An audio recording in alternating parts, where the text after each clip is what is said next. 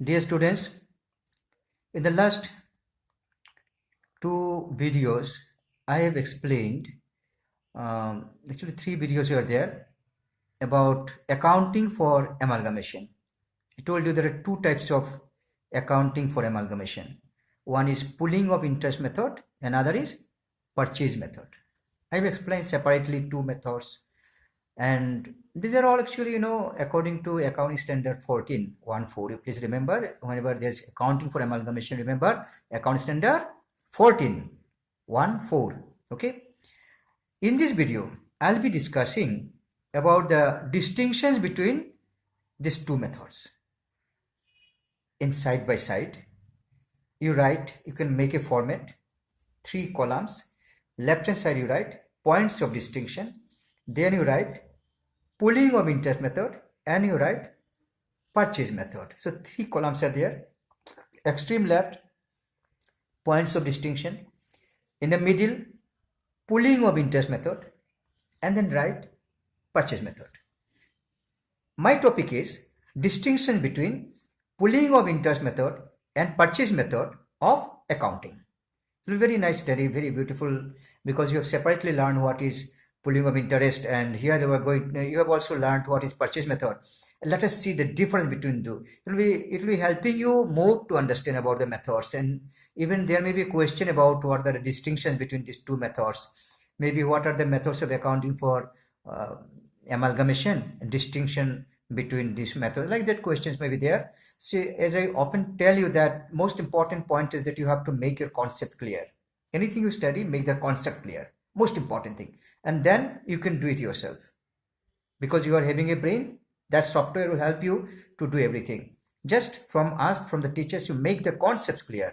Whatever chapter you are taking, try to make the relevant concepts clear. So let's start it. Distinction between pooling of interest method and purchase method of accounting for amalgamation. Make the columns. So at the extreme left, point of distinction. In point of distinction, number 1, you write use. Point is use. On use, there are distinctions. So now under pooling of interest method, you write it is applied for amalgamation in the nature of merger. Pooling of interest, it is applied in the case of amalgamation in the nature of merger. And then in the purchase method, you write it is applied in the case of amalgamation in the nature of purchase. In the nature of purchase. One is clear, use clear. Number 2, point number 2, you write items recorded. Items recorded. Then second column you write pooling of interest method, you write not only assets and liabilities but also reserves of the transferor company are recorded in the transferee company in its books of account. So under pooling of interest, you have written not only assets and liabilities but also reserves of the transferor company are recorded in the books of the transferee company. And then you write under purchase method, you write only assets and liabilities taken over are recorded in the transferee company in the books of account. Only assets and liabilities, mind it. And reserves, except statutory reserves of the transferor company are not aggregated with the transferee company. So what you're getting here, items to be recorded. In pooling of interest method, you get assets, liabilities, reserves, everything is recorded. But in case of purchase method, assets, liabilities recorded, but reserves are not recorded. Only statutory reserves are recorded. Clear? Number 3, treatment of difference. What difference? Let me see. Treatment of difference. Under pooling of interest method, you write the difference between consideration paid and the share capital of the transferor company is adjusted by general reserve or the other reserve of the transferee company. So the difference between consideration paid, purchase consideration paid to the transferor company, and the share capital of the transferor company, this difference is adjusted by general reserve or other reserve of the transferee company. This difference is ending up there. Finished. But what happens about the difference in purchase method?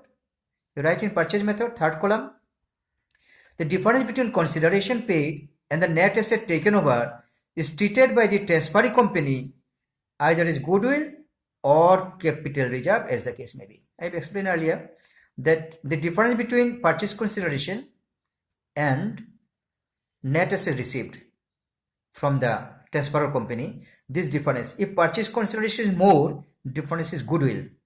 If purchase consideration is less, difference is capital reserve. So this way it is recorded in case of purchase method. Done. Number 3 point was treatment of difference. Done. Finished. Please write number 4. Number 4, recording of statutory reserves. There is one point like statutory reserves. You have by now understood also, but still make a point. Statutory reserves. In case of pooling of interest method, you write. Pooling of interest method, you write.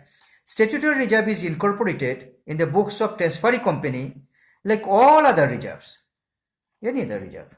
Like any other reserve, it is recorded in transferee company. No adjustment, no amalgamation adjustment account is required to be opened. So you have written it under pooling of interest method.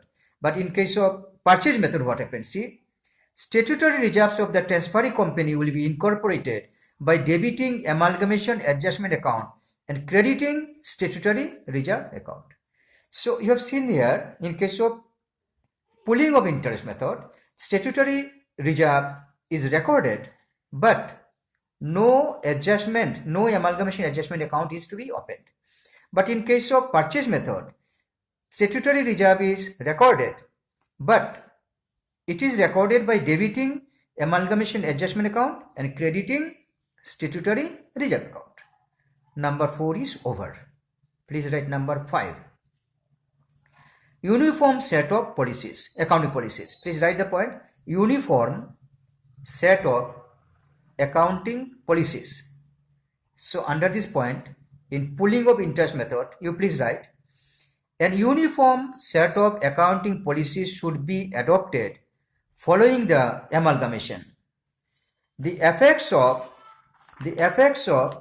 financial statements of any changes in accounting policies should be reported in accordance with Accounting Standard 5. So you have seen what is done in under pooling of interest method. An uniform set of accounting policies should be adopted, because two companies coming together, they cannot have different types of accounting policies. They must have uniform system of accounting policies. And for making this uniform system of accounting policies, the effects of financial statements of any changes in accounting policies should be reported in accordance with Accounting Standard 5. And this point, what happens is purchase method, you write in the third column, accounting policies of transferor company is not considered because assets and liabilities of transferor company are restated on the basis of their fair value. So you have seen under purchase method what happened about uniform system. What is they saying? Accounting policies of the transferor company is not at all considered. So whatever system transferee company is having, that is going on. But in case of pooling of interest method, some adjustments to be made for making the uniform accounting system. And if there is any change, it will be presented as per in accordance with Accounting Standard 5. Done, dear students? Now I'll be talking on, and I'm telling you another point. Number 6. Please write number 6. Point number 6. Treatment of goodwill. Please write treatment of goodwill. What is done about treatment of goodwill? Under pooling of interest method, you write the question of arising goodwill does not arise at all in this method. See, under pooling of interest method, the goodwill does not arise at all. There is no question of goodwill at all. Two companies are coming together. Goodwill account does not come here at all. Nothing to be done about goodwill. Done. Goodwill account does not come in this method. So no need to go for any treatment. But in case of purchase method, there is goodwill. I told you earlier also, I told you. Goodwill arising in purchase method, goodwill arising on amalgamation should be amortized to income on a systematic basis over a period of not exceeding 5 years, unless a somewhat longer period is justified. So I told you that in purchase method, Suppose purchase consideration is more than net asset received, means you have paid to the company more than what you have received in the form of net asset. You paid more. That goes to goodwill account. Goodwill account is debited. Now this goodwill account must be amortized, means written off, finished off from the account. This should be amortized within maximum 5 years. It will be written off from income, from profit loss account within maximum 5 years. But in certain cases, maybe longer period can be justified, different thing altogether. But in case of purchase method, goodwill arises and goodwill has to be written off within maximum 5 years. Then maybe longer period if justified.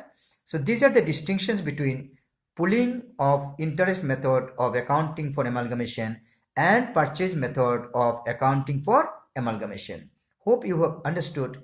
If there's any problem, contact me, and you study and make note while listening to my lecture. You make note also.